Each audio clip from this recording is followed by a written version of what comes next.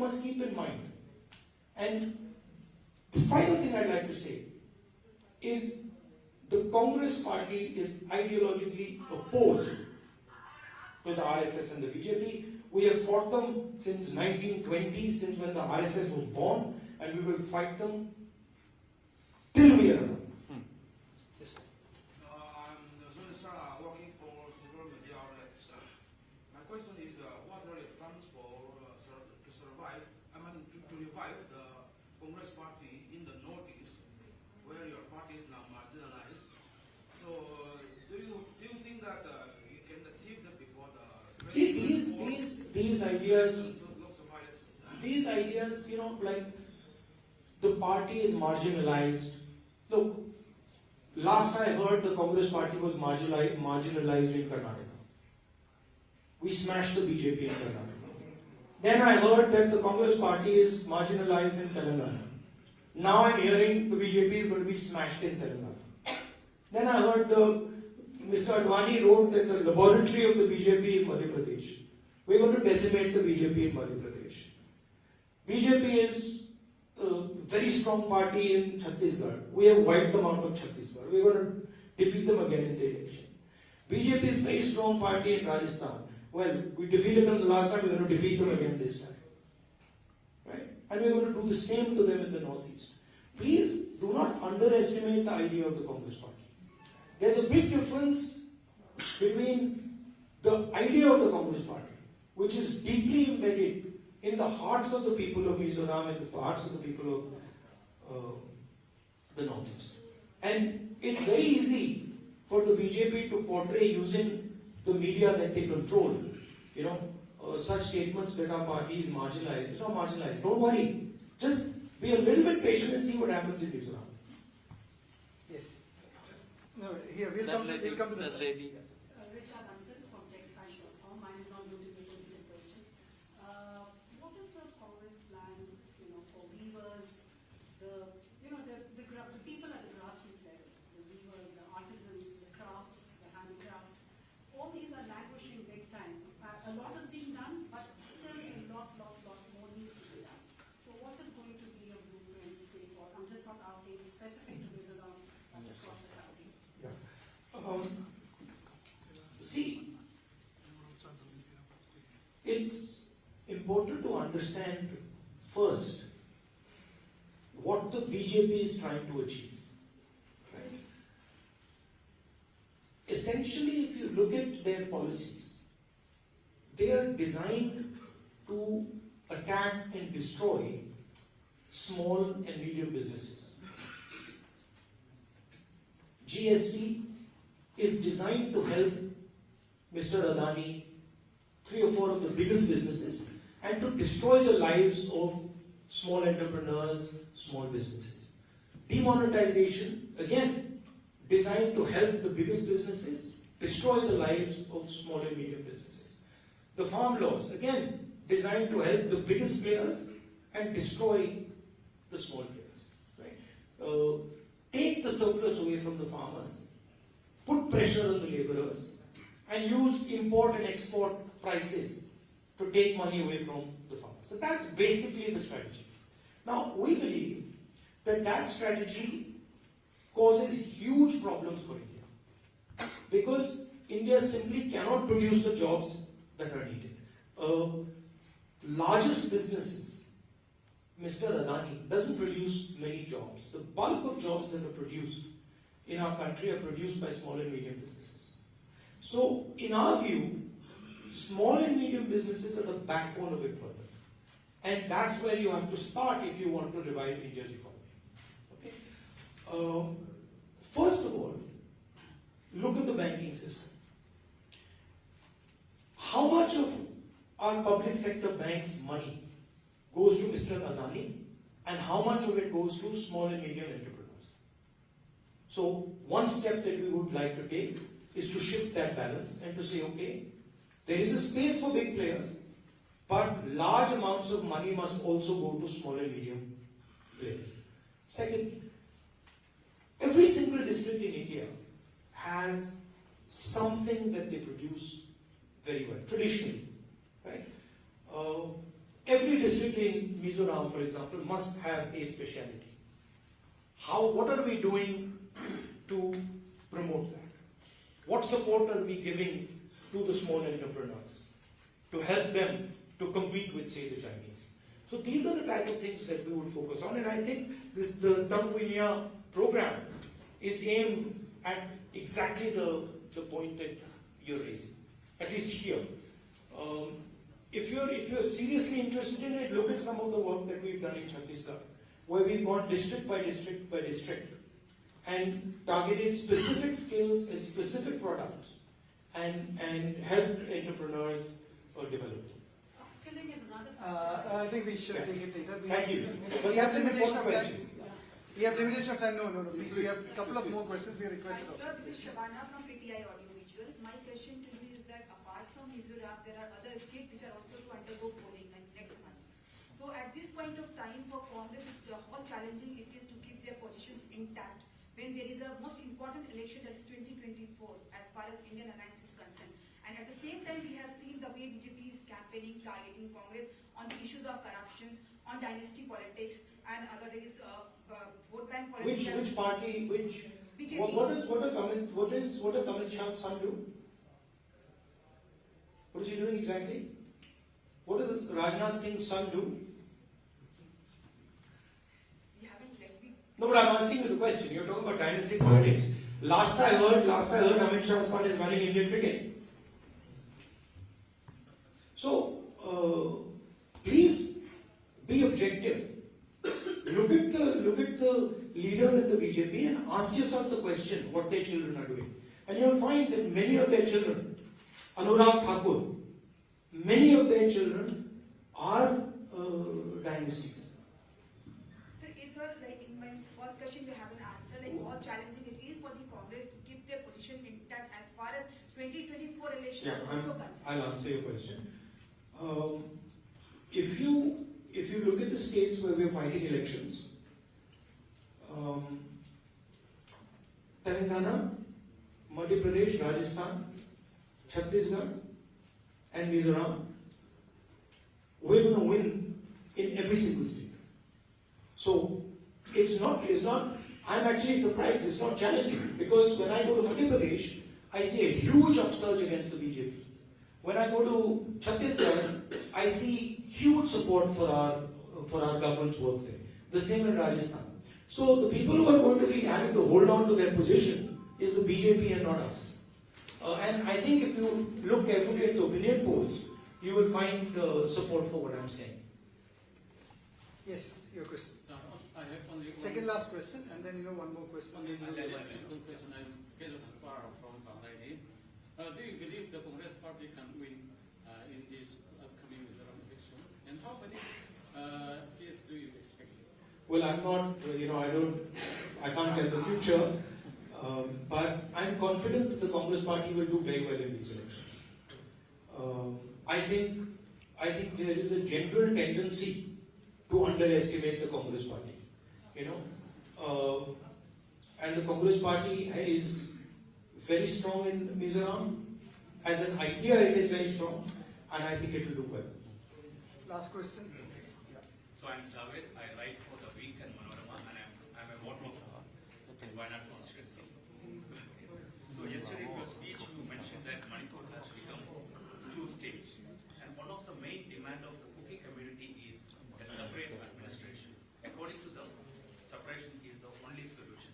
What is Congress party's stand on this demand? Look, my point yesterday was that it is the first time in my political career that I have been to a state and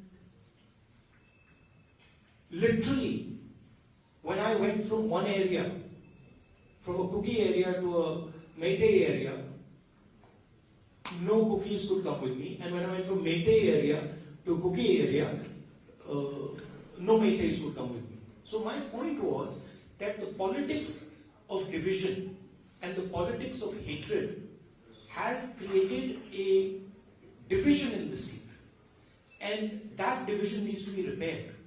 The hatred that the BJP has spread needs to be removed and bridges need to be built between the two communities. That was my point about Manipur. And I framed it by saying that the idea of India, which is respect, love and affection between communities, has been destroyed in Manipur by the BJP. And that idea of India, where people respect each other, have affection for each other, needs to be repaired. That was my point. Please, we have said that we have adhered It's also very interesting to me. It's very interesting to me, and I still don't understand it. You can sit down. And I still don't understand it. Why is the Prime Minister of India not gone to Manipur till today? It's a puzzle that I cannot answer. He is the Prime Minister of our country. A state is burning for 4 months. The government has absolutely no control over it. The government has essentially surrendered. And the Prime Minister does not think that he has a responsibility to go to the state to try and calm things down. It's a shocking thing to me. Thank you very much. And the press conference. Now, please, I think please. Well, thank you. You asked a question. Now I've got to go for the public meeting. Thank you very much. Once again, it's always a pleasure for me to come here. I think after the elections, I will come here for a longer trip. I think I need to travel a little bit in the northeast. I need to travel in Mizoram and meet as many of the people of Mizoram as possible. So I'm looking forward to doing that. Please keep in mind that this election is about your development. It is about a vision for the future of Mizoram. But it is also about defending the idea of Mizoram. Defending your freedoms, defending your tradition, defending your religion. And remember, and I do not say this lightly, remember the MNF and the ZPN are entry points for the BJP. The BJP is using them as a platform to enter Mizoram and then to play havoc in Mizoram. Please ensure that the BJP's game is foiled, and remember that the Congress party is the only party that fights the BJP tooth and nail, and it is the party that is most aggressively attacked by the BJP. That is the way you know who is fighting the BJP, is how aggressively the BJP fights. The BJP has taken away my membership, they've taken away my house, they've attacked me, they put 25 cases on me. This is an indication of how aggressively we fight the BJP. Because we believe fundamentally that the BJP is a threat not just to Mizoram.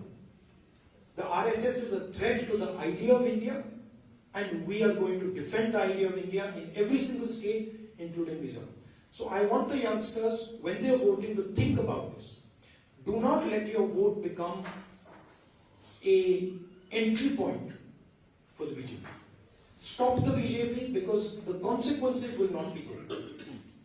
I love coming here.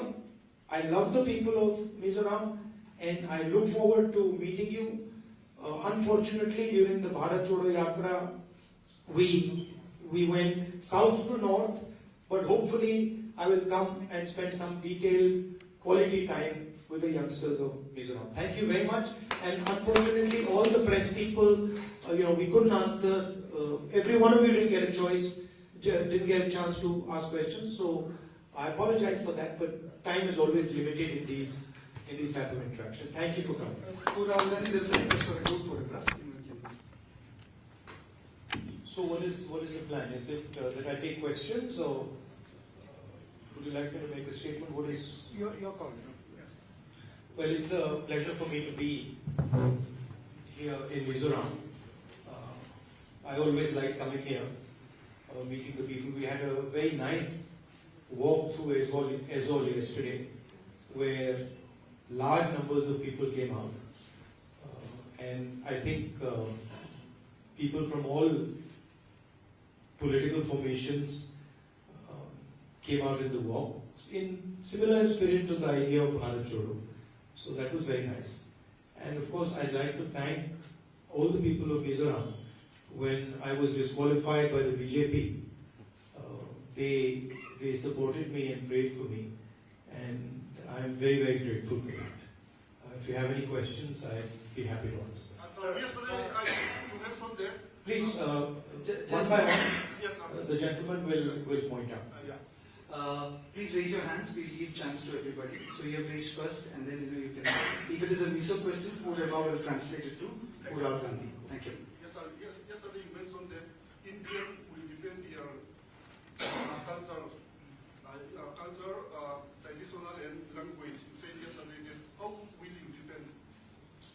Well, the BJP and the RSS have a different vision of our country than we do. We believe that India is a union of states. All religions, all cultures, all histories need to be protected. The Congress Party helped lay the foundation of our country. And we have a record of defending that foundation. The BJP is attempting to capture the entire institutional framework of the country. We believe that the institutional framework of the country, institutions of the country, belong to the people of India and not to one political organization. So essentially, our vision is one of decentralization, one of giving power to the people, and their vision is one of centralizing power in Delhi and taking all decisions from the center. So we will defend the idea of India by protecting the values of the idea of India, by protecting the constitution of India, by protecting the institutional framework of India, and by making sure that people, regardless of their religion, regardless of their history, regardless of their cultural background, can express themselves and have freedom and comfort to live in this country. And that's the idea behind the alliance called India. Also, it's important to realize that we represent 60% of India. We represent more people in the India alliance than the BJP does. Sir, what will be the Please, just say your name and so I get a sense. Sir, my name is Aizawl. I'm from Aizawl. So, what will be the strategy of INDA to win back the northeastern state? So, and my second question is, we keep seeing Twitter posts as one particular northeast leader is attacking you and your party. So, he's also the chief minister of Assam. So, will the BJP northeast Himanta Biswa Sharma be able to convince voters in Mizoram if he's sent to campaign here in Mizoram?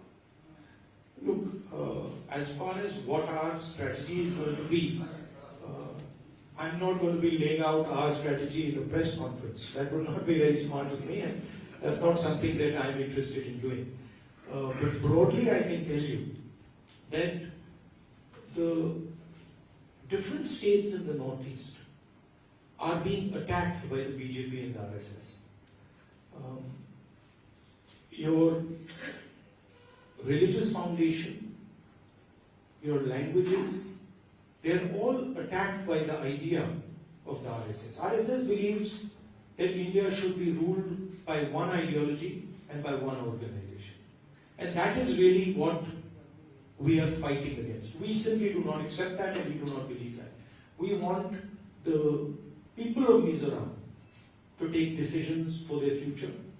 We want them to be comfortable. We want them to be comfortable in expressing themselves, in expressing their religious practices, in expressing their social practices. And we do not believe that Mizoram should be ruled directly from Delhi.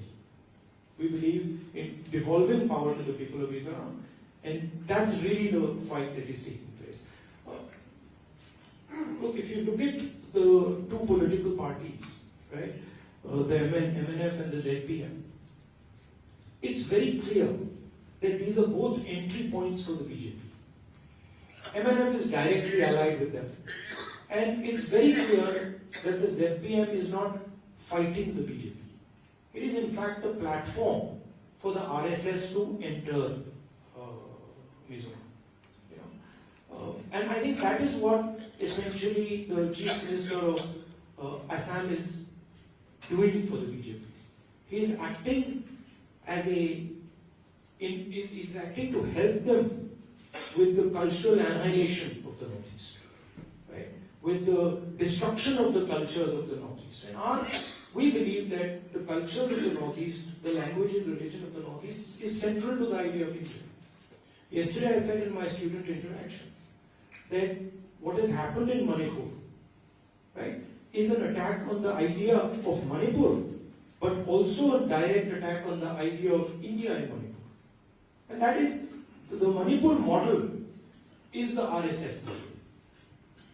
So my last question. No, I think We're not going to unfortunately allow multiple questions. My name is Dainik. I'm a reporter from Dudashan. So, as you know, Mizoram is a very pro-Israel state. And the recent CWC resolution regarding the Israel-Palestine conflict has, like many people regard this as support of terrorist group Hamas, and BJP also has spoken out on that. So, Our resolution is very, very clear. What we are saying is that we are against violence of any kind. We do not appreciate any type of violence against innocent civilians, regardless of who does it and how it is done. And that's very clear in our resolution. There is no question of condoning violence. Anybody who kills civilians is wrong, and any killing of civilians is a crime. That's our position. And we oppose any murder of innocent civilians, anywhere. and the 25 seats from Northeast for the Lok Sabha election is very crucial, as well as for the upcoming Mizoram polls. So how is Congress, currently you are now very weak. Where? In the state. I would not agree with So that. how is your... No, I would not agree with that statement. In fact, I am ready to have a bet with you that the Congress party is going to be forming the government in Mizoram. I'd happily do that. There's no question.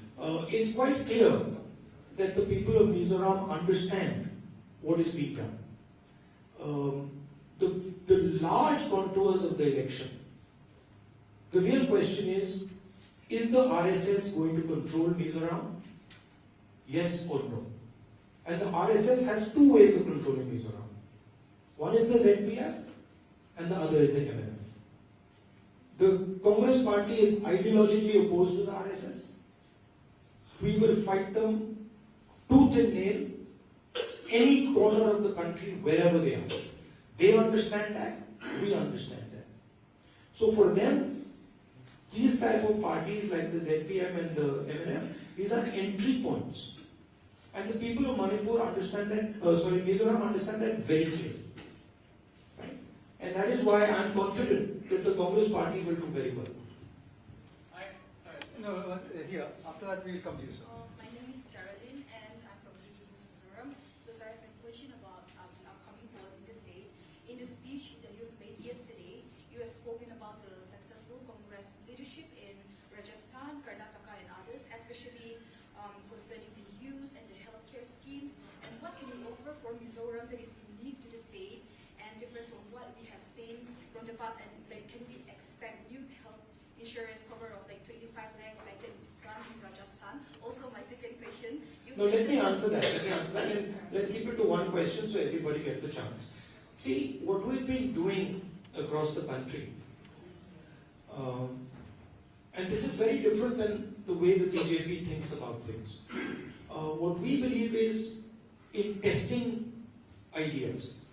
And then if the idea works, we believe in scaling the idea and moving the idea to the rest of the country.